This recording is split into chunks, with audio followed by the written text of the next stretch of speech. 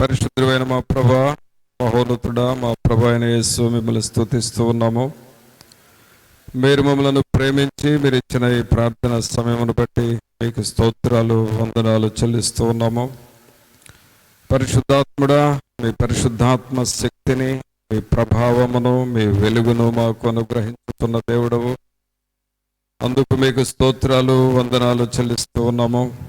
ప్రభా, మీ సన్నిధిలో చేర్చున్న మా పైన మీ దయా సంకల్పమును నెరవేర్చండి. మీ చిత్తములో మమ్మలను నడిపించమని ప్రార్థన చేస్తూ ఉన్నాము.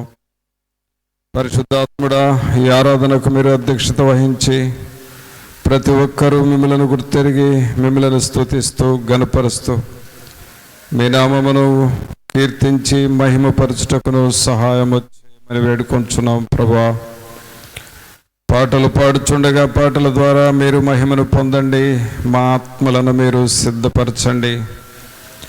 అలాగే తండ్రి, మాకు తగిన స్తుతి ఆరాధనను అనుగ్రహించండి. మీ వాక్యమును మాకు అనుగ్రహించండి. మా ప్రాణములు తెప్పరిల్లులాగున చేయమని ప్రార్థన చేస్తూ ఉన్నాము. మీ సన్నిధిలో ఉన్న సర్వ సంపదల చేత మమ్మలను స్థిరపరచండి, బలపరచమని ప్రార్థన చేస్తూ ఉన్నాము. ప్రభా, ఘనత ప్రభావములు మీ సన్నిధిలో ఉన్నవి, బల సౌందర్యములు మీ సన్నిధిలో ఉన్నవి. వాటిని మాకు అగపరచండి, వాటిని మేము పొందుకున్నటకును సహాయము చేయండి. ఈ ఆవరణమంతటనే మీరు స్వాధీనపరచుకోనండి. చిన్నపిల్లలు, పెద్దలు ప్రతి ఒక్కరూ మిమ్మల్ని స్తుతించుకొని బిడ్డలుగా ప్రతి ఒక్కరిని మీరు చేయమని వేడుకొంచున్నాము. రాజా, రక్షకుడా, మీకు స్తోత్రాలు, వందనాలు చెల్లిస్తూ ఉన్నాము. మీ వాక్యం వినుచున్న ప్రతి బిడ్డను మీరు దర్శించి మీ దయగలిగిన హస్తమును ప్రతి ఒక్కరితో ఉంచి నాయన, వినగలిగిన చెవులను, గ్రహించగలిగిన హృదయములను మాకు మీరు దయచేయండి. మీ ఆత్మను నాయన తండ్రి అభ్యంతరపరచు వేరొక ఆత్మ ఏది లేకుండా చేసి పరిశుద్ధాత్మ నింపుదల సహాయం మాకు అనుగ్రహించి మీరు అధ్యక్షత వహించి నడిపించి ఘనత ప్రభావాలు మీరే ఆరోపించుకొనమని నజరేయుడైన యేసు నామమున అడిగి వేడుకొంచున్నాం తండ్రి, ఆమేన్. పాటలు పాడుకుందామండి.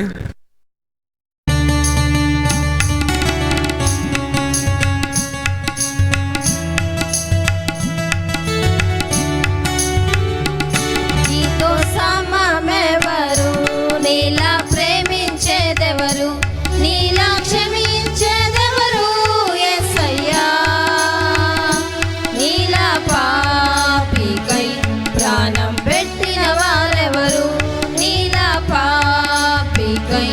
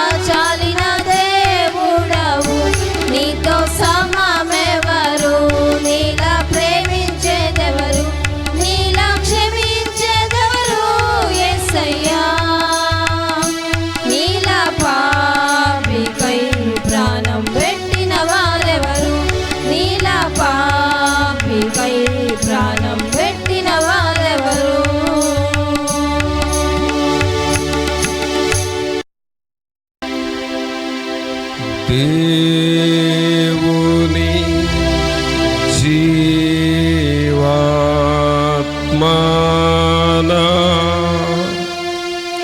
మీదికి రమ్ము. దేవుని జీవాత్మనా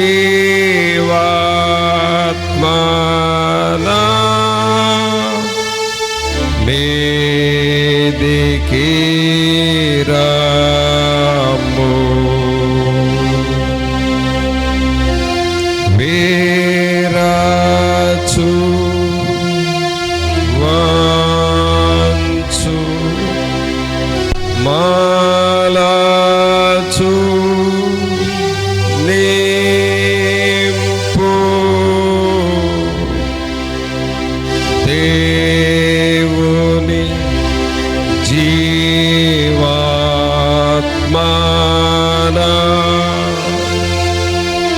మీదికి రమ్ము. స్తోత్రము. మహోన్నతుడా, మహాగణుడా, మా ప్రభు అయిన యేసు మిమ్మల్ని స్తుతిస్తూ ఉన్నాము. రాజుల రాజా మీకు వందనాలు. ప్రభుల ప్రభు మిమ్మల్ని స్తుతిస్తూ ఉన్నాము. మమ్మలను మీరు నిరంతరము కాయుచున్న దేవుడు, మీకు స్తోత్రాలు చెల్లిస్తూ ఉన్నాము.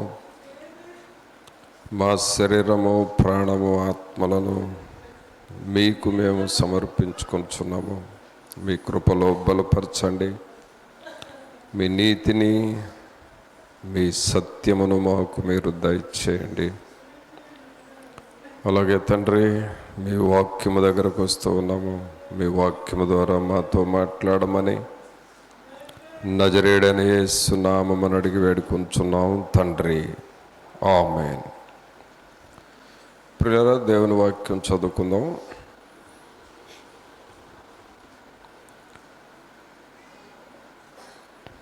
నిర్గమకాండము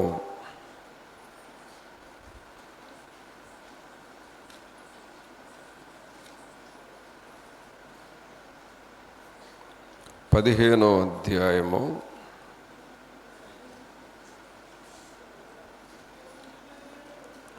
26వ వచనం చదువుకుందాం. నిర్గమకాండము 15వ అధ్యాయము 26వ వచనం. మీ దేవుడైన యెహోవా వాక్కును శ్రద్ధగా విని ఆయన దృష్టికి న్యాయమైనది చేసి ఆయన ఆజ్ఞలకు విధేయులై ఆయన కట్టడలన్నిటినీ అనుసరించి నడిచిన ఎడల నేను ఐగుప్తీయులకు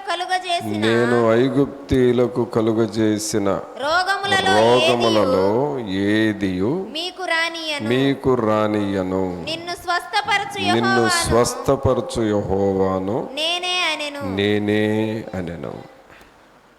ప్రభునంతులరా, ఇక్కడ మనం చూస్తున్న ఈ వాక్య భాగంలో 2 విషయాలు ఉన్నాయి. ఈ 26వ వచనంలో 2 విషయాలు ఉన్నాయి. అవేమిటి అనంటే, మనము దేవుని విషయంలో ఎలా ఉండాలి అని చెబుతూ ఉన్నాడు. దేవుని విషయంలో మనం ఎలాగ ఉండాలి అనేది చెబుతూ ఉన్నాడు. రెండవది, దేవుడు మనకు ఏమి చేస్తాడో చెబుతూ ఉన్నాడు. 2 విషయాలు. ఒకటేమో మనం దేవుని దృష్టిలో ఎలాగ ఉండాలి. ఎలా ఉండాలి అని అంటున్నాడంటే 26వ వచనం మొదటి విషయం చూస్తే, మీ దేవుడైన యెహోవా వాక్కును శ్రద్ధగా విని. చూసారా, మనం ఎలా ఉండాలంట? దేవుని వాక్కును శ్రద్ధగా వినాలి. అంటే శ్రద్ధగా ఉండాలి దేవుని విషయాల్లో. దేవుని పని విషయంలో శ్రద్ధగా ఉండాలి. మనం శ్రద్ధగా ఉంటే తర్వాత ఏమంటున్నాడు? ఆయన దృష్టికి న్యాయమైనది చేసి ఆయన ఆజ్ఞలకు విధేయులై ఆయన కట్టడలన్నిటినీ అనుసరించి నడిచిన ఎడల. చూసారా, మొట్టమొదట పిల్లరా, శ్రద్ధ ఉంటే ఆ మిగిలిన పనులన్నీ వస్తాయి. న్యాయముగా నడవటం, ఆయన ఆజ్ఞలకు విధేయులవటం, ఆయన కట్టడలను అనుసరించటం, ఇవన్నీ ఆటోమేటిక్గా వస్తాయి. ఎప్పుడయ్యానంటే ఏముండాలి? దేవుని మీద మనకి శ్రద్ధ ఉండాలి. ఇది చాలా ప్రాముఖ్యమైన విషయం అండి. దేవుని మీద శ్రద్ధను కలిగి ఉండటం, దేవుని పని విషయంలో శ్రద్ధగా ఉండటం అనేది చాలా ప్రాముఖ్యమైన విషయం. శ్రద్ధను నీవు చూపించాలి. నీవు దేవుని పని విషయంలో శ్రద్ధగా ఉన్నావా లేదా అనేది నీ పనులను బట్టి తెలుస్తుంది. నువ్వు చేసే పనులు ఉంటాయి, ఆ పనులను బట్టి తెలుస్తుంది. కొంతమందిని ఈరోజు బాగా ప్రార్థన చేసుకున్నావా అని అడిగామనుకోండి, ఈ చేయనోళ్ళు సరిగా చేయలేదు, ఇవాళ చేయలేదు అని అంటారు. దాన్ని బట్టి నీకు దేవుని మీద శ్రద్ధ ఉందో లేదో తెలుస్తుంది. అలాగే బైబిల్ చదివావా ఈరోజు అని అడిగామనుకోండి, నువ్వు చదవకపోతే నీకు శ్రద్ధ లేదు అనేది తెలుస్తుంది. శ్రద్ధ ఉండాలి. కొన్ని విషయాలలో మనం శ్రద్ధను పెట్టనందువలన కొన్ని శోధనలు కూడా మనకు వస్తూ ఉంటాయి. దేవుని విషయంలో శ్రద్ధను పెట్టాలి, అనగా మనస్సు పెట్టాలి. దేవుని పనిని చేయాలనే ఆ ఆసక్తిని మనం చూపించాలి. అందుకని ఇక్కడ ఏమంటున్నాడంటే, మీ దేవుడైన యెహోవా వాక్కును శ్రద్ధగా వినండి.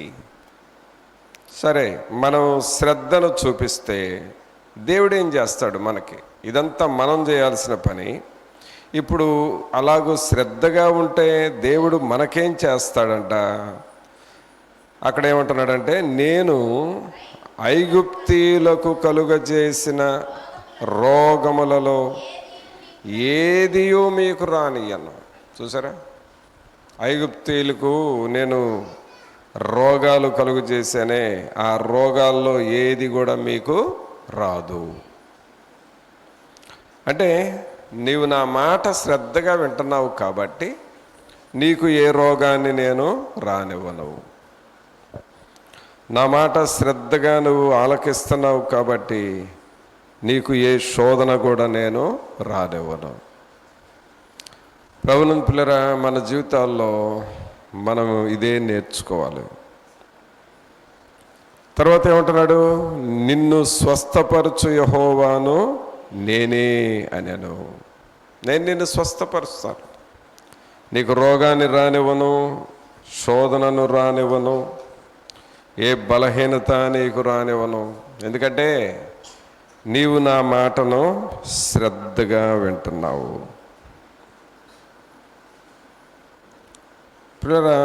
శ్రద్ధ ఉండాలండి. దేవుని మీద శ్రద్ధ ఉండాలి. శ్రద్ధ కలిగిన వారు ప్రార్థన చేస్తారు, దేవుని వాక్యాన్ని చదువుతారు, దేవుని పనిని చేస్తాం, దేవుని కొరకు ప్రయాసపడతాం. దేవుని మీద శ్రద్ధ ఉంటే నీ పనులు కూడా నీకు గుర్తురావేక. దేవుని పని మీదే మనం దృష్టి పెడతాం. మనం శ్రద్ధను చూపించాలి. మనం ఎప్పుడైతే దేవుని మీద శ్రద్ధను చూపిస్తామో, ఆసక్తిగా ఉంటామో, దేవుడు మన విషయాలలో ఆసక్తిగా ఉంటాడు. ఆయన మన విషయాల్లో శ్రద్ధను చూపిస్తాడు. కావున మనం ఎప్పుడు కూడా దేవుని కొరకైన శ్రద్ధను మనం కలిగి ఉండాలి.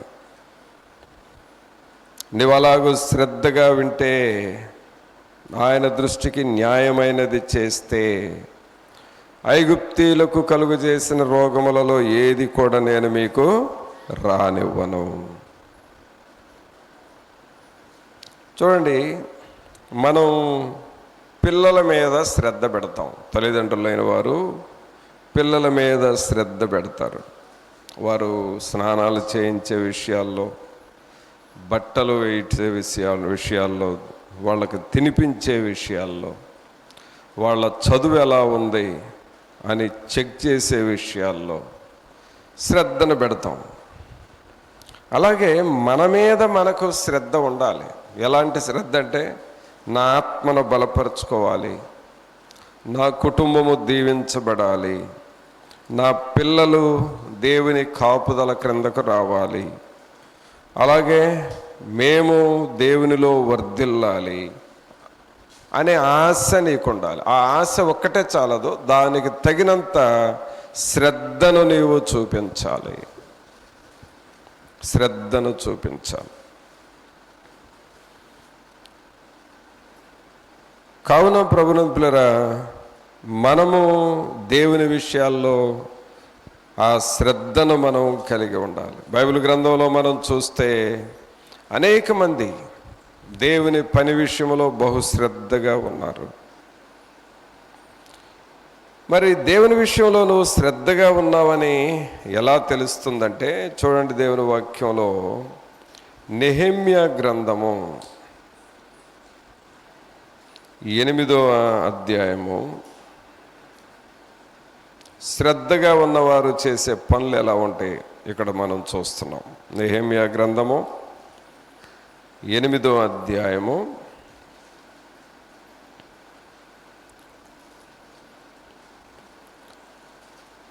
1 నుండి చదువుదాం.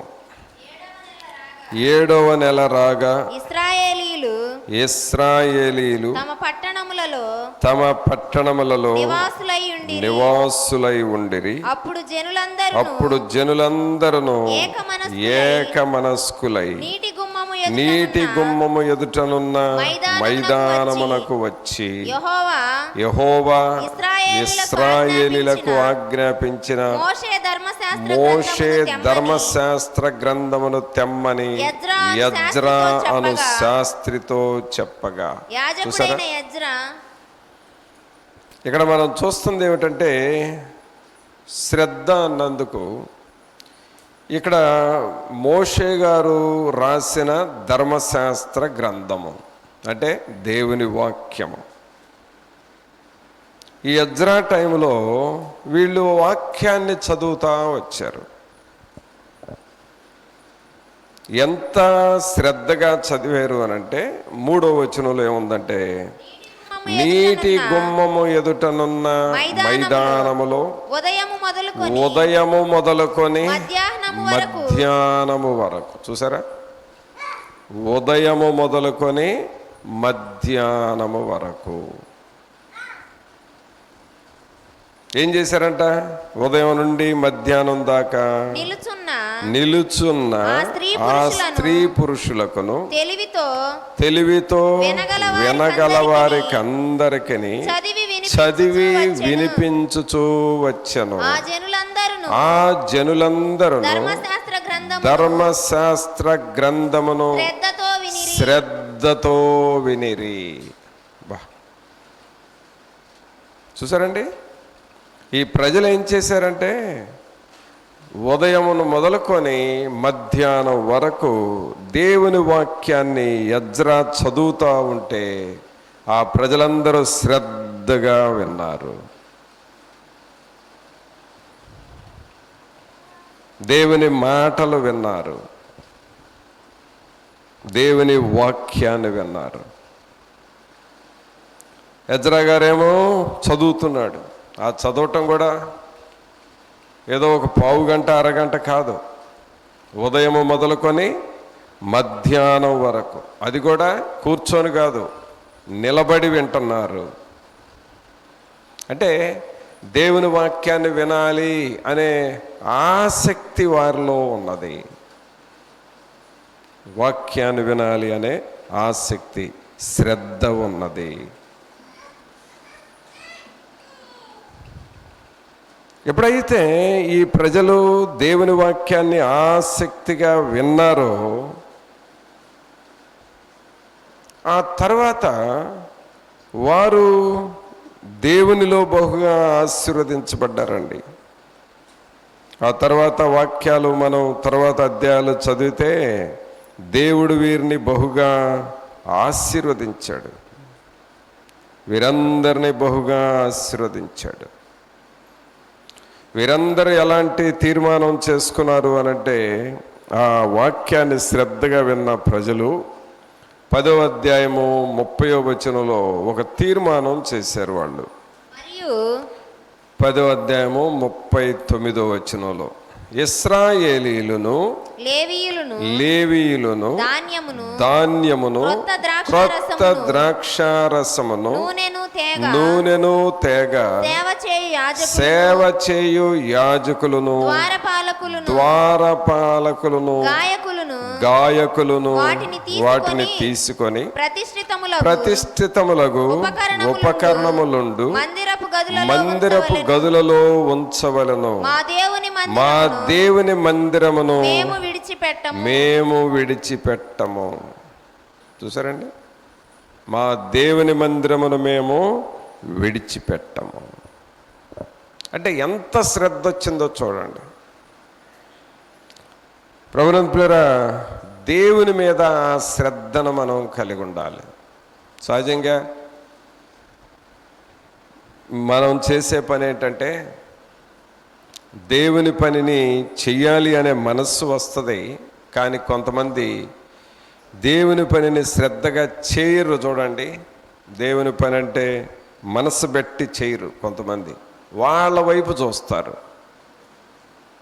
వాళ్ళ వైపు చూసి వాళ్ళు చేయట్లేదు కదా మనం కూడా ఎందుకు చేయాలి అని అనుకుంటారు. వాళ్ళు అంత శ్రద్ధగా లేదు కదా దేవుని పని విషయంలో, మనకెందుకు అంత భారం అని అనుకుంటారు. అంటే సాతానుడు ఎప్పుడు కూడా మనలో ఉన్న శ్రద్ధను చెడగొట్టడానికి, మనలో శ్రద్ధ చెడిపోతే అంటే దేవుని పనిలో ఆసక్తి చెడిపోతే ఆటోమేటిక్గా సైతానుడు మనల్ని నష్టం చేస్తాడు. అందుకని ఆ నష్టం చేయటం కోసం శ్రద్ధ లేకుండా బాధ్యత లేకుండా ఉంటారు చూడండి, వాళ్ళను చూపిస్తాడు సైతాను. వాళ్ళకి శ్రద్ధ లేదు కదా మనకు మాత్రం ఎందుకని వాళ్ళని చూసి వెనక్కి వెళుతూ ఉంటారు.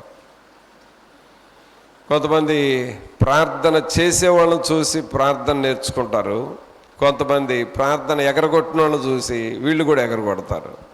అంటే శ్రద్ధ లేని పనులు.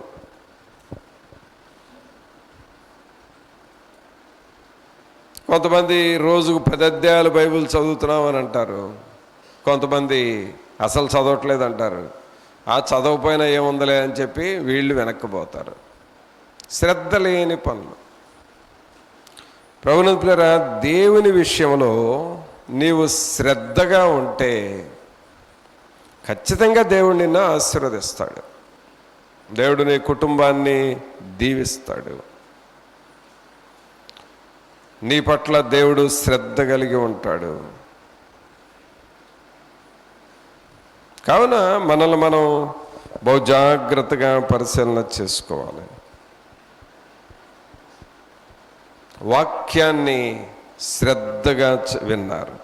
శ్రద్ధగా వింటమే కాదండి, ఇంకా ఈ ప్రజల్లో ఉన్న శ్రద్ధ ఏమిటంటే 8వ అధ్యాయము 8వ వచనం చూడండి. 8వ అధ్యాయము 8వ వచనం, ఇటువలనే వారు దేవుని గ్రంథమును స్పష్టముగా చదివి వినిపించి జనులు బాగుగా గ్రహించున్నట్లు దానికి అర్థము చెప్పిరి. చూసారా, శ్రద్ధ ఉన్నవారు వీళ్ళు చేస్తున్న పనులు ఏమిటంటే, నిలబడి ఉదయం మొదలుకొని మధ్యాహ్నం వరకు దేవుని వాక్యాన్ని విన్నారు. వింటమే కాదు, వాటి అర్థాలు కూడా బాగుగా గ్రహించున్నట్లు వారికి తెలియచేశారు. అంటే దేవుని వాక్యాన్ని గ్రహించాలి. దేవుని వాక్యం పైన వినటం కాదు, వాక్యాన్ని లోతుగా గ్రహించుకోవాలి. వాక్యాన్ని పైన వింటే ఆ వాక్యం నీ లోపలికి వెళ్ళదు, నీలో ఏమీ మార్పు జరగదు. వాక్యాన్ని గ్రహించుకోవాలి, వాక్యాన్ని ఆలోచన చేయాలి, వాక్యాన్ని గురించి మాట్లాడాలి, ఇతరులకు చెప్పాలి. ఆ వాక్యమును నీవు మాటి మాటికి గుర్తు చేసుకుంటా ఉండాలి. అలా చేస్తూ ఉంటే ఆ వాక్యం నీ లోపలికి వెళ్ళి నీకు శక్తినిస్తుంది, బలమునిస్తుంది. ఈ ప్రజలు అంత శ్రద్ధగా ఉన్నారు, అంత శ్రద్ధగా. వాళ్ళు నిలబడి దేవుని వాక్యం విన్నారు, తర్వాత బాగుగా గ్రహించినట్లు దానికి అర్థం చెప్పారు. తర్వాత ఈ శ్రద్ధ వీరిని ఇంకా ఏం చేసింది అని అంటే, 9వ వచనంలో చివరి మాట ఏముందంటే, ఈ దినము మీ దేవుడైన యెహోవాకు ప్రతిష్ఠిత దినమని జనులతో చెప్పిరి. చూసారా, ఈ ప్రజలు శ్రద్ధ ఉన్న వాళ్ళ యొక్క పనులు ఎలా ఉన్నాయి అంటే, వాక్యాన్ని విన్నారు, రెండవది ఆ అర్థాన్ని బాగుగా గ్రహించారు, మూడవది దేవునికి తమను తాము ప్రతిష్ఠిత చేసుకున్నారు.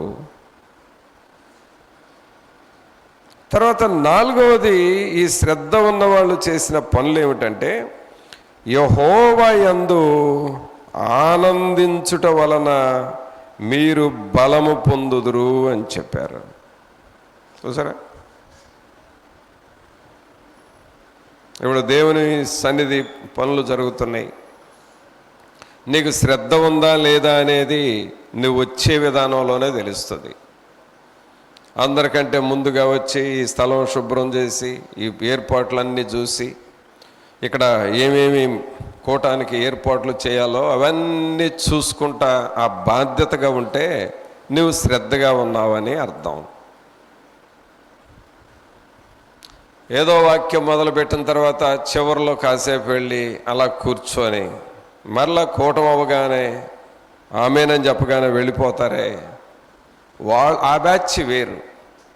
కూటం అయిన తర్వాత కూడా మరలా ఉండి అక్కడ మనం చేయాల్సిన పనులు, సర్దుబాటు పనులు అన్నీ సర్ది అన్నీ మరి పూర్తిగా పనులు ముగించి ఆఖరికి తాళాలు వేసుకొని వెళతామే, వాళ్ళ శ్రద్ధ వేరు. దేవునిలో ఆ శ్రద్ధ అనేది నువ్వు చేసే పనులు బట్టి తెలుస్తుంది. శ్రద్ధ లేనివారు కూడా వస్తారు దేవుని సన్నిధికి, కానీ వాళ్ళు ఏదో వస్తారు, కాసేపు కూర్చుంటారు, వెళ్ళిపోతారు, ఇంకంతే, వాళ్ళు ఏం పట్టించుకోరు. కానీ ఈ ప్రజలు అలాగ లేరండి. ఈ ఇశ్రాయేలు ప్రజలు, ఎజ్రా కాలంలో ఉన్న ఈ ఇశ్రాయేలు ప్రజలు అలాగ లేరు. వీళ్ళు ఏం చేశారు, దేవుని వాక్యాన్ని బాగా విన్నారు, విన్న వాక్యాన్ని అర్థము బాగా గ్రహించారు. అర్థము గ్రహించిన తర్వాత యెహోవాకు తమను తాము ప్రతిష్ఠిత చేసుకున్నారు. ప్రతిష్ఠిత చేసుకొని వారు దేవుని యందు ఆనందించారు. అది శ్రద్ధ కలిగిన వారి సీరియల్ ఎలా ఉంటుంది. మరి అలాగూ శ్రద్ధను మనం చూపిస్తున్నామా? దేవుని పని పట్ల, దేవుని వాక్యం పట్ల, మరి అలాంటి శ్రద్ధను మనం కలిగి ఉన్నామా? ప్రభునంతులారా, నెహెమ్యా దినాలలో ఆ ప్రజల్లో అలాంటి శ్రద్ధ ఉన్నది. దేవుని వాక్యంలో ఏముందంటే, శ్రద్ధ కలిగిన వారు పరిస్థితులు ఎలాగో మారతాయో సామెతల గ్రంథంలో చూడండి. సామెతల గ్రంథము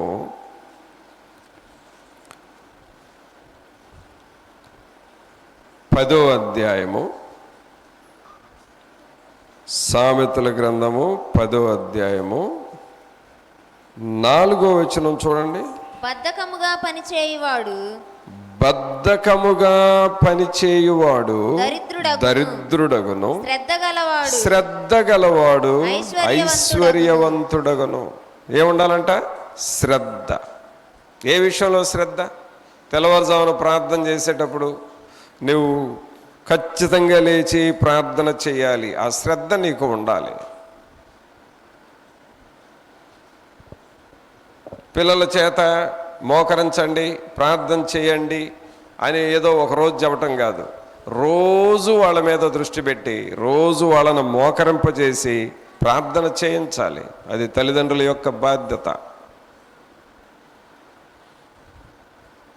నీకెప్పుడు టైం దొరికితే అప్పుడు దేవుని సన్నిధికి వెళ్ళి వాక్యాన్ని చదవటం, ప్రార్థన చేసుకోవటం, అది శ్రద్ధ అంటే.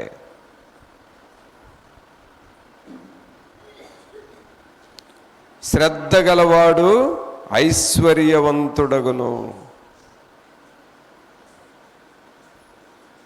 కావున నీవు దేవుని మీద శ్రద్ధ చూపించే కొలదే నీవు ఆశీర్వదింపబడతా ఉంటావు. సాతానుడు ఏం చేస్తాడో తెలుసా? ప్రక్కన వాళ్ళని చూపిస్తాడు. వాళ్ళని చూడు, వాళ్ళు ఏమి అంత బాధ్యతగా లేరు కదా అని వాళ్ళను చూసి నీవు కూడా వెనకబడిపోవాలి. ఎందుకంటే నీ ఆశీర్వాదం కూడా చెడగొట్టాలనేది సైతాను ఆలోచన. ఒక సహోదరుడు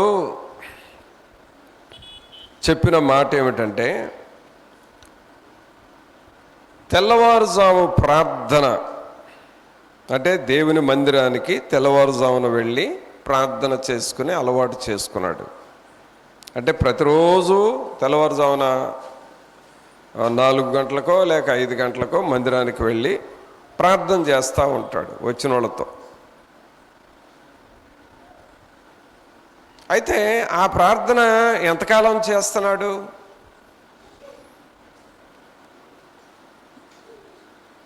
దాదాపు 40 సంవత్సరాలు చేశాడంట. 40 సంవత్సరాలు. ఆయన చెప్పిన మాట ఏంటంటే, ఈ 40 సంవత్సరాల్లో ఒక్క రోజు కూడా తెల్లవారుజాము ప్రార్థన నేను పోగొట్టుకోలేదు అని చెప్పాడు. ఈ సంవత్సరం, ఈ 40 సంవత్సరాల్లో ఎన్నోసార్లు తుఫాన్లు వచ్చినాయి. తుఫాను వచ్చినా నేను మందిరానికి వెళ్ళటం మానలేదు. ఎన్నోసార్లు మంచు పడతా వచ్చింది, అయినా కూడా నేను మానలేదు. వర్షాలు వచ్చినాయి, కొన్ని సమయాల్లో బలహీనతలే వచ్చినాయి, అయినా సరే నేను దేవుని సన్నిధికి వెళ్ళటం మానలేదు. 40 సంవత్సరాల్లో ఒక్కరోజు కూడా ఆబ్సెంట్ కాకుండా నేను దేవుని సన్నిధికి వెళ్ళాను అని చెప్పాడు.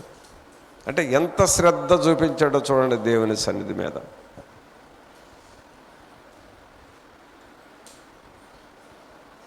అలా అంత శ్రద్ధ చూపించినందువలన ఆయన జీవితం, ఆయన కుటుంబం ఏమైంది అనంటే ప్రపంచంలోనే ఒక గొప్ప వ్యక్తిగా మారిపోయాడు. గొప్ప ఐశ్వర్యవంతుడిగా, గొప్ప దైవజనుడిగా, గొప్ప సేవకుడుగా, గొప్ప పేరు ప్రఖ్యాతులు కలిగిన వ్యక్తిగా మారిపోయాడు. దానికి కారణం ఏంటంటే దేవుని సన్నిధిలో ఆయన చూపించిన శ్రద్ధ. ప్రభునంతులారా, మన జీవితాల్లో నీవు ఆ శ్రద్ధను మెయింటైన్ చేస్తూ ఉంటే, దేవుని విషయంలో ఆసక్తిని మెయింటైన్ చేసుకుంటా నీవు భక్తి జీవితాన్ని కట్టుకుంటే ఒకానొక దినాన తప్పకుండా దేవుడు నిన్ను గొప్ప ఐశ్వర్యవంతునిగా చేస్తాడు. అందుకని ఇక్కడ వాక్యం ఏముందంటే, శ్రద్ధ గలవాడు ఐశ్వర్యవంతుడగును. అయితే ఈ శ్రద్ధకు వ్యతిరేకం ఏమిటంటే సోమరితనం. ఏంటంటే అది సోమరితనం. శ్రద్ధకు వ్యతిరేకము సోమరితనం. సోమరితనం ఏంటి? సోమరితనం అంటే ఏంటి అనంటే, శ్రద్ధ కలిగిన వాళ్ళేమో చెయ్యాల్సిన పని చేస్తారు. సోమరితనం అంటే, సోమరోళ్ళు చేసేది ఏంటంటే చెయ్యాల్సిన పని చెయ్యరు, ఎగరగొడతారు. అది సోమరితనం. అంటే శ్రద్ధ కలిగిన వారు బైబిల్ చదవాలంటే చదువుతారు. సోమరోళ్ళు చదవాలని తెలుసు కానీ చదవరు. శ్రద్ధ కలిగిన వారు దేవుని పనిని ఉత్సాహంగా చేస్తారు. సోమరితనం ఉన్నవాళ్ళు దేవుని పనిని చేయకుండా తప్పుకుపోతారు. శ్రద్ధ కలిగిన వారు నా ఆత్మను బలపరుచుకోవాలి, దేవుని సన్నిధికి వెళ్ళాలి, ప్రార్థన చేసుకోవాలి, దేవునిలో నా కుటుంబము బలపడాలి అని ఆలోచన చేస్తారు. వారి కుటుంబాన్ని దేవుని వైపుకు నడిపించుకుంటూ ఉంటారు. సోమరితనం ఉన్న వాళ్ళు కుటుంబ ప్రార్థన పట్టించుకోరు, పిల్లలు ప్రార్థన చేస్తున్నారా లేదా పట్టించుకోరు, వాళ్ళు ప్రార్థన చేస్తుంది కూడా గమనించుకోరు. అంటే అన్నీ వదిలేస్తారు. అదే పిల్లల సోమరితనం. ఈ సోమరితనం మనుషుల్ని ఏం చేపిస్తుందంటే, అక్కడ చూడండి 24వ వచనం చూడండి, 12వ అధ్యాయం 24వ వచనం చూస్తే, శ్రద్ధగా పనిచేయువారు ఏలుబడి చేయుదురు. సోమరులు చూసారా, నువ్వు శ్రద్ధగా దేవుని పని చేస్తుంటే ఒకానొకప్పుడు నీవు ఏలుబడి చేస్తావు, అధికారిగా ఉన్నత స్థానంలోకి వెళతావు. కానీ సోమరితనంగా ఉన్నావు అనుకోండి, ఏమవుతుంది? సోమరులు వెట్టి పనులు చేయవలసి వచ్చును. ఏం పనులు అంటండి? వెట్టి పనులు. మనకు గ్రామాలలో వెట్టి వాళ్ళు ఉండేవాళ్ళు ఇంతకుముందు. అంటే పంచాయతీలో వెట్టివారు అని ఉండేవారు. అంటే వాళ్ళు ఏదో చిన్న పనులు చేసేవాళ్ళు, కాలువలు శుభ్రం చేయటం, లేకపోతే ఏదైనా మురికి శుభ్రం చేయటం, లేక ఎవరైనా చనిపోతే ఆ రాత్రంతా వెళ్ళి వాళ్ళ దగ్గర కాపలా పెట్టడం, ఈ వెట్టి పనులు చేసేవాళ్ళు. ఈ సోమరి వాళ్ళంట వెట్టి పనులు చేస్తారంట. తర్వాత 4వ వచనం, 13వ అధ్యాయం 4వ వచనంలో ఇంకొక తేడా ఉంది. సోమరి ఆశపడును గాని వాని ప్రాణమునకేమీ దొరకదు. అది వాళ్ళు ఆశపడతా ఉంటారు కానీ ఏం దొరకదు. ఇది జరిగితే బాగుండు అనుకుంటారు కానీ జరగదు అది, ఎందుకంటే సోమరోళ్ళు వీళ్ళు. కానీ శ్రద్ధ కలిగిన వారు ఎలా ఉంటారంటే, శ్రద్ధ గల వారి ప్రాణము పుష్టిగా ఉండును. ప్రభువుని పిల్లరా, మనల్ని మనం పరీక్షించుకోవాలి. మనం సోమరోళ్ళలాగా తయారవుతున్నామా లేక శ్రద్ధ కలిగిన వారుగా తయారవుతున్నామా? ఇద్దరూ ఒకటే, ఇద్దరు మనుషులే. కానీ వాళ్ళు చేసే పనులను బట్టి సోమరి వాళ్ళేమో ఎట్టి పనులు చేస్తారు, వాళ్ళు ఆశిస్తారు కానీ వారి ప్రాణానికి ఏది దక్కదు. కానీ శ్రద్ధ గల వారు ఏం చేస్తారంటే ఏలుబడి చేస్తారు, వారు ప్రాణము పుష్టిగా ఉంటుంది, అంటే బలంగా ఉంటుంది.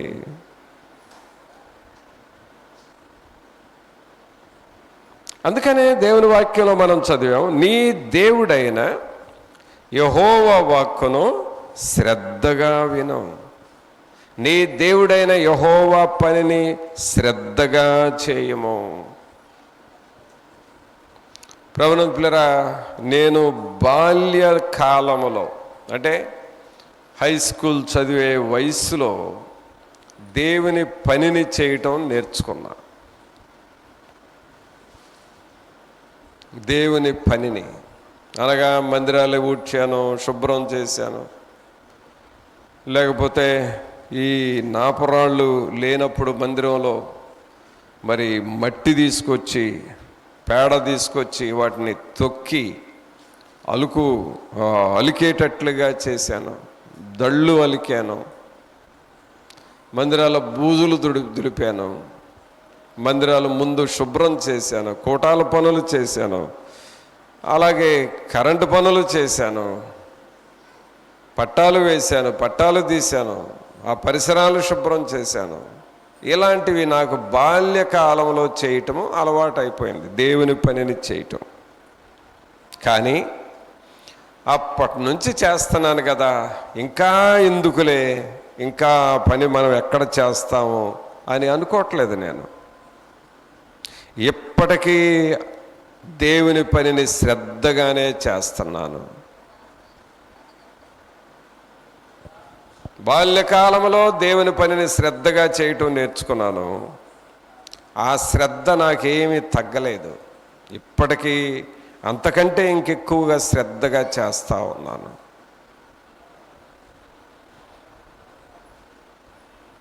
ఎందుకు? దేవుని పనిని శ్రద్ధగా చేయాలి. దేవుని రాజ్యాన్ని శ్రద్ధగా మనం కట్టాలి. శ్రద్ధ గలవారి ప్రాణము పుష్టిగా ఉంటుంది. మరి మనం అలాగ నేర్చుకుంటున్నామా? దేవుని పనిని అలాగ నేర్చుకుంటున్నామా? ఇటీవల 100 గంటల ప్రార్థనలు చేసాం మందిరంలో. నువ్వు ఆ 100 గంటల ప్రార్థనలో నమ్మకంగా పాల్గొన్నావా? శ్రద్ధగా పాల్గొన్నావా? లేక ఎగరగొట్టి ఇంట్లో పడుకున్నావా? అక్కడే తెలుస్తుంది నువ్వు శ్రద్ధ కలిగిన వ్యక్తివా, సోమరి వ్యక్తివా అనేది అక్కడే తెలుస్తుంది. ఇలాగ నువ్వు చేసే పనులను బట్టి దేవుని విషయాల్లో నువ్వు శ్రద్ధగా ఉన్నావా, సోమరిగా ఉన్నావా, మన క్రియలను బట్టే తెలిసిపోద్ది.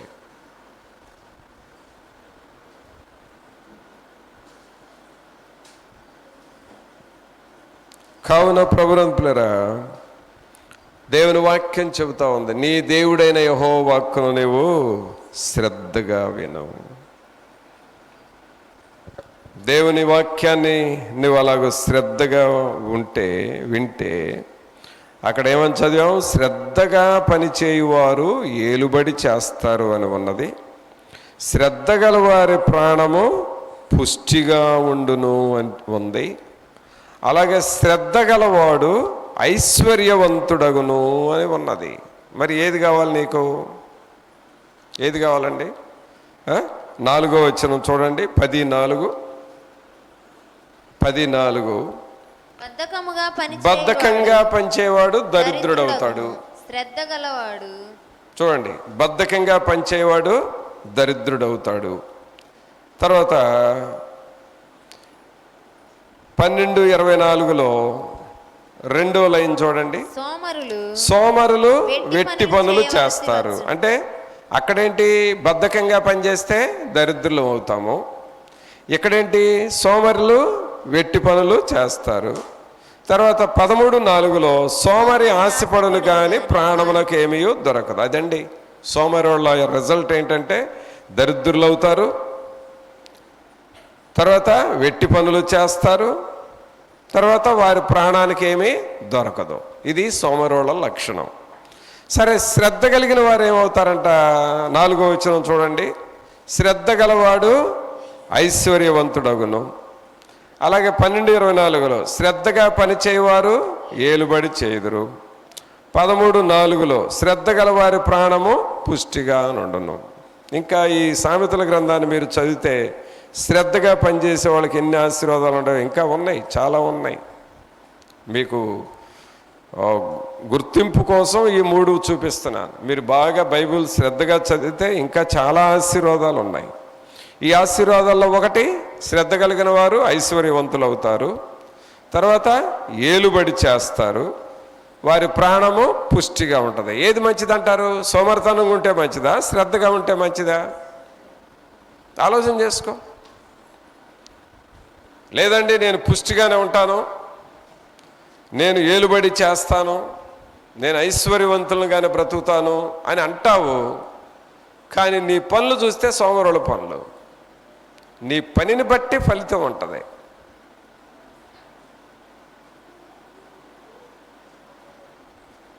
ఇడ్లీ పిండి నానబెట్టి నాకు చపాతీ కావాలంటే అది అవ్వదుగా. నీకు అది ఇడ్లీయే వస్తుంది, చపాతీ రాదు. నువ్వు సోమవారాల పనులు చేస్తా ఐశ్వర్యవంతులు కావాలంటే ఎట్లా అవుతావు? అందుకని పిల్లరా, నీ దేవుడైన యెహోవా వాక్కును శ్రద్ధగా విను. చాలా చాలా ప్రాముఖ్యమైన విషయం అండి. శ్రద్ధగా వినాలి. ఇంకా మనం చేయాల్సిన మరొక పని ఏమిటంటే, పౌలు గారు కొరింథీ సంఘానికి ఒక మాట రాస్తాడు. అదేంటి? 2వ కొరింథీ చూడండి. 2వ కొరింథీ 8వ అధ్యాయము. 2వ కొరింథీ 8వ అధ్యాయము 21వ వచనం చదువుదాం. ఏలయనగా ప్రభువు దృష్టి యందు మాత్రమే గాక మనుషుల దృష్టి యందును యోగ్యమైన వాటిని గూర్చి శ్రద్ధగా ఆలోచించుకొనుచున్నాము. ఈ మాట అందరూ చెప్పండి. శ్రద్ధగా ఆలోచించుకొనుచున్నాము. ఏం చేయాలంటండి? మనం శ్రద్ధగా ఆలోచన చేయాలి. కొంతమంది ఆలోచన చేస్తారు, అయ్యో ఎందుకు ఈ పొరపాటు జరిగింది, నేను ఈ పొరపాటు చేయబట్టినే కదా ఇలా జరిగింది అని ఆలోచన చేస్తారు. టక్కన అది మర్చిపోతాం. ఏదైనా నష్టం జరిగింది, ఎందుకు ఇలాంటి నష్టం జరిగింది, నేను ఈ పని చేయబట్టే కదా అని అనుకుంటావు, మళ్ళీ దాన్ని మర్చిపోతావు. శ్రద్ధ గల వారు ఏం చేస్తారంటే, ఏ పనిని చేస్తే పొరపాటు జరిగిందో మరలా ఆ పొరపాటు పనిని జీవితంలో ఎన్నడూ చేయరిక. ఒక శోధన వచ్చింది, ఎందుకు వచ్చింది? ఇదిగో ఈ పని చేయబట్టి, ఈ పని చేయబట్టి ఈ శోధన వచ్చింది కాబట్టి ఇలాంటి పనులు నేను జీవితంలో ఎన్నడూ చేయకూడదు. ఒక తీర్మానం చేసుకుంటారు. అది శ్రద్ధ అంటే.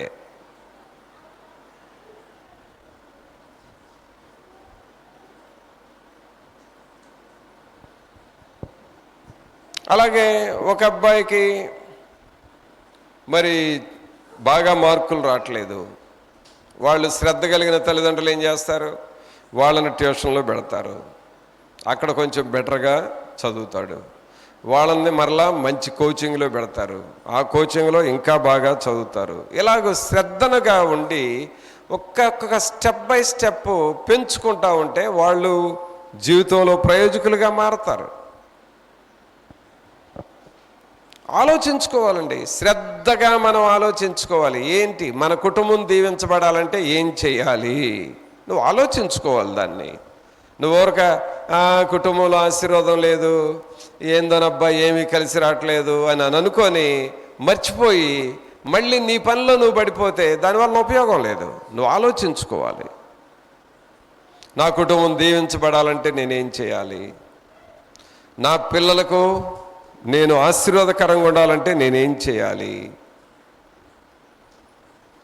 దేవుని ఆశీర్వాదం పొందటానికి నేను ఎలా బ్రతకాలి? ఇవన్నీ నువ్వు ఆలోచించుకోవాలి. ఆలోచించుకొని వాటి ప్రకారం చేస్తూ పోవాలి. అదండి శ్రద్ధ కలిగిన వారి పని. ఎవరైనా ఒక వ్యక్తి, నేను ప్రతిరోజు కుటుంబ ప్రార్థన పెట్టుకున్నాను, కొన్ని సంవత్సరాల నుండి నా కుటుంబాన్ని ప్రార్థనలో నా పిల్లల్ని కూడా ప్రార్థనలో నడిపించుకుంటున్నాను, దేవుడు అందుని బట్టి నా కుటుంబాన్ని బహుగా ఆశీర్వదించారు అని చెప్పారనుకో, అది వినగానే నీకు ఆలోచన చేయాలి, నేను ఇలా చేయనందువలన ఇలాగ నష్టపోతున్నానేమో, కాబట్టి నేను కూడా ప్రాక్టీస్లో పెట్టాలి అని నువ్వు ఆలోచన చేయాలి. ఆ ఆలోచన చేసి కూడా ఏదో 2-3 రోజులు పెట్టి వదిలేయటం కాదు, అదొక కంటిన్యూగా నువ్వు కొనసాగించుకుంటా ఉండాలి. అది శ్రద్ధ అంటే. మరి అలాగూ శ్రద్ధ పెడుతున్నామా మనం?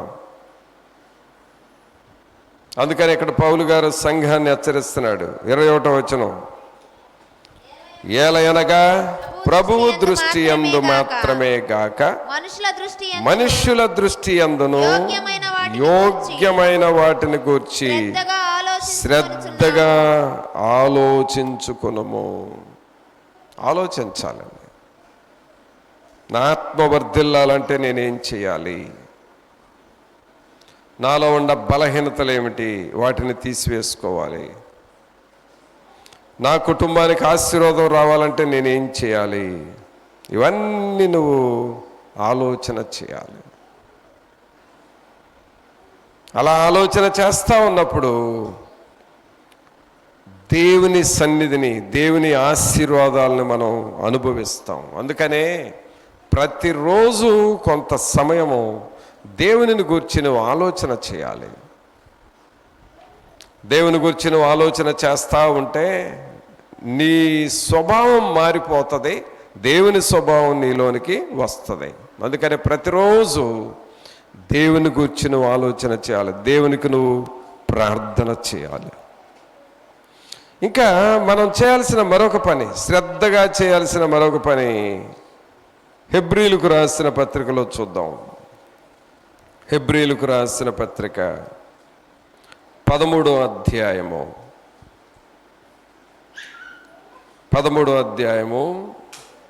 7వ వచనం చదవండి. మీకు దేవుని వాక్యము హెబ్రీ 13:7 మీకు దేవుని వాక్యము బోధించి మీ పైని నాయకులుగా ఉన్నవారిని జ్ఞాపకము చేసుకొని వారి ప్రవర్తన ఫలమును శ్రద్ధగా తలంచుకొనుచు వారి విశ్వాసమును అనుసరించుడి. చూసారండి, నువ్వు శ్రద్ధగా చేయాల్సిన మరొక పని ఏమిటంటే, అక్కడ ఏమని చదువుతున్నావు? మీకు దేవుని వాక్యము బోధించి మీ పైని నాయకులుగా ఉన్నవారిని జ్ఞాపకము చేసుకొని. అనగా నీకు వాక్యాన్ని బోధించి, నీ కొరకు ప్రార్థన చేసి, నిన్ను దేవునిలో నడిపిస్తున్న నీ యొక్క సేవకుణ్ణి, నీ నాయకుణ్ణి, నీ కాపర్ని, వారిని గూర్చి జ్ఞాపకం చేసుకుంటా ఉండాలి. కొంతమందికి ఆదివారము మందిరంలో దేవుని సేవకుడిని కళ్ళతో చూస్తేనే ఆ సేవకుడు గుర్తొస్తాడు వాళ్ళకి. కళ్ళతో ఆదివారం ఆయన పులిపేట మీద నిలబడి చెబుతా, ఆ టైంలో చూసి గుర్తొస్తాడు. ఇక మందిరం దాటి వెళ్ళిపోతే మరలా సేవకుడు వాళ్ళకి అసలు గుర్తే రాడు. దాన్ని అర్థం ఏంటో తెలుసా? అసలు నువ్వు దేవుని విధానంలో లేవు అని అర్థం.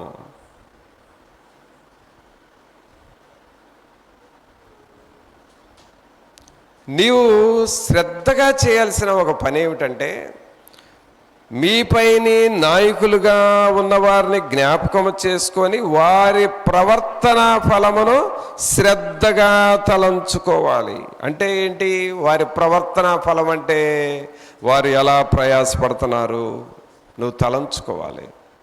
వాళ్ళు ఎంతసేపు ప్రార్థన చేస్తున్నారు, ఎంత భారంగా ప్రయాసపడుతున్నారు, ఎంతసేపు విజ్ఞాపన చేస్తున్నారు, సంఘం కొరకు, ప్రజల కొరకు ఎంతగా ప్రయాసపడుతున్నాడు, వారి ఆత్మలను నడిపించడానికి ఎంత త్యాగం చేస్తున్నాడు. ఇవన్నీ మనం జ్ఞాపకం చేసుకొని నేను కూడా అలాగూ చెయ్యాలి అని శ్రద్ధగా తలంచుకుంటే అలాంటి వారిని దేవుడు బహుగా దీవిస్తాడు.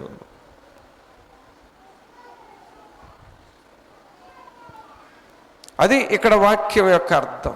నువ్వు శ్రద్ధగా తలంచుకోవాలి, ఆలోచన చేయాలి. నాకెందుకులే, ఆయన వాక్యం చెప్పుకున్నాడు, అయిపోయింది, ఆయన దారిని ఆయన వెళ్ళాడు, నా దారిని నేను వెళ్తాను. ఇలాంటి మనస్సు ఉన్నవాళ్ళు ఎప్పటికీ దేవునిలో ఎదగలేరు. దేవుని సేవకుడు ఎంత ప్రయాసపడుతున్నాడు, మా కుటుంబ విషయమై ఎంత భారంగా ఉన్నాడు, మా కోసం ఎంత కన్నీరు గారుస్తున్నాడు, నేను చేసే పనులను బట్టి నా సేవకుడు ఏమన్నా దుఃఖపడుతున్నాడేమో కదా అని ఆలోచన చేసుకొని నీ క్రియలను నీవు దిద్దుకుంటూ వాటిని శ్రద్ధగా తలంచుకుంటూ ఉండాలి. అలాంటి వారు ఇంకా చేయాల్సిన పని ఏమిటంటే వారి విశ్వాసమును అనుసరించుడి. ప్రభునంతులరా, ఇలాగ ఎవరైతే చేస్తారో చేయగలుగుతారో వారి విషయమై దేవుడు శ్రద్ధగా ఉంటాడు. వారిని దేవుడు పట్టించుకుంటాడు. మరి ఎలాంటి శ్రద్ధను మనం పెడుతున్నామా? అందుకనే మొదటగా చదివిన వాక్యం ఏమిటి? నిర్గమకాండం 15:26లో నీ దేవుడైన యెహోవా వాక్కును శ్రద్ధగా వినండి. శ్రద్ధను చూపించండి, దేవుని పని విషయంలో ఆసక్తిని చూపించండి. అప్పుడు మీరు వర్ధిల్లుతారు. మరి అలాగూ మనం తలంచుకుంటున్నామా? దేవుని విషయంలో అలాంటి శ్రద్ధను మనం కలిగి ఉంటున్నామా? అలాగ నువ్వు ఎప్పుడైతే దేవుని మీద శ్రద్ధను పెడతావో దేవుడు నీ విషయమై పట్టించుకుంటాడు, ప్రభు మనల్ని దీవిస్తాడు. అలాగూ పరిశుద్ధాత్మ దేవుడు మనతో ఉండాలని ప్రభువుని అడుగుదాం, ప్రార్థన చేసుకుందాం. ఒక నిమిషం అందరము తలలు వంచి దేవుని వైపు మనం చూద్దాం. అందరం మోకరించి, ప్రభా మీ పని విషయంలో మేము శ్రద్ధ కలిగిన వారముగా ఉండాలి ప్రభా. మీ వాక్కును మేము శ్రద్ధగా వినాలి ప్రభా. అట్టి వారిగా మమ్మలను చేయండి తండ్రి. అయిన దేవా, మీ వైపు చూస్తూ ఉన్నామని నోరు తెరిచి ప్రార్థన చేయి. సహోదరుడా, సహోదరి, ఒక్క నిమిషం అందరూ ప్రార్థన చేయండి. ప్రభా, నేను దేవుని పని విషయంలో శ్రద్ధగా లేకపోతే అది నాకు ఎంత నష్టంగా ప్రభా. దేవుని పని విషయంలో శ్రద్ధ కలిగిన వ్యక్తిగా నన్ను చేయండి. మీ కొరకు శ్రద్ధను చూపించాలి ప్రభా. అట్టి కృప, అట్టి సహాయం మాకివ్వండి. దేవుని సన్నిధిలో అన్ని విషయాల్లో శ్రద్ధగా మేము ఉండాలి ప్రభా. అప్పుడే కదా మీరు మా మీద శ్రద్ధ పెట్టేది. ఆ గ్రహింపు మాకు దయచేయండి అని ప్రభువుని అడుగుదామా? పరిశుద్ధుడైన మా ప్రభా, మీకు స్తోత్రాలు, వందనాలు చెల్లిస్తూ ఉన్నాము. మహోన్నతుడా, మహాగణుడా, మా ప్రభు అయిన యేసు, మిమ్మల్ని స్తుతిస్తూ ఉన్నాము. మీ కృపలో బలపరచండి. మీ సన్నిధిని, మీ ఆత్మ సహాయం మాతో ఉంచండి. మేము మీ విషయంలో శ్రద్ధ కలిగిన వారముగా ఉండాలి. దేవుని పనిని మేము శ్రద్ధగా చేయాలి ప్రభా. అట్టి కృపను, గ్రహింపును మాకు దయచేయండి. ఈ ప్రియులను మీరు దర్శించండి నాయనా. మీ వాక్కు వినుటకు శ్రద్ధను చూపించినారు ఇశ్రాయేలీయులు. వాక్యమును విన్న తర్వాత ఆ భావాన్ని, అర్థాన్ని బాగుగా గ్రహించారు. శ్రద్ధ మరి ఎక్కువగా పెరిగింది వాళ్ళల్లో. ఆ తర్వాత వారు దేవునికి తమను తాము ప్రతిష్ఠిత చేసుకున్నారు. శ్రద్ధ ఇంకా పెరిగింది. యెహోవాయందు ఆనందించి బలమును పొందుకున్నారు. అలాగ అంచెలంచెలుగా శ్రద్ధ విషయంలో వారు ఇంకా అంచెలంచెలుగా ఎదిగారు ప్రభా. ఎంత గొప్ప మార్పు వారిలోనికి వచ్చింది. దేవా, మా జీవితాలలో అలాంటి శ్రద్ధను మాకు దయచేయండి అయ్యా. ఏదో పైన నాయనా ఏదో దుమ్ము దులుపుకున్నట్లుగా దులుపుకొని వెళ్ళిపోవటం కాదయ్యా. శ్రద్ధను మాకు దయచేయండి. దేవునిలో లోతుగా వెళ్ళి వారముగా చేయండి. గ్రహింపు మాకు లోతుగా ఇవ్వండి అయ్యా. మీ పని విషయంలో శ్రద్ధను మాకివ్వండి. మా పైన ఉన్న నాయకుల ప్రవర్తన ఫలమును తలంచుకొనొచ్చు వారి విశ్వాసమును అనుసరించు వారముగా చేయండి. మీ సన్నిధిని, మీ ఆత్మ సహాయం, మీ కృప, మీ కాపుదల మా అందరితో ఉంచండి.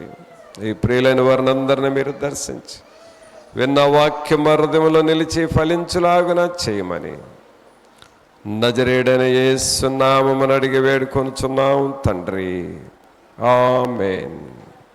తండ్రి అయిన దేవుని ప్రేమ, కుమారుని కృప, పరిశుద్ధాత్మని యొక్క సన్నిధి, ఆయన నిత్య సహాయము మనందరికీ తోడుగా ఉండి ఆయన కృపలో బలపరిచి నడిపించును గాక.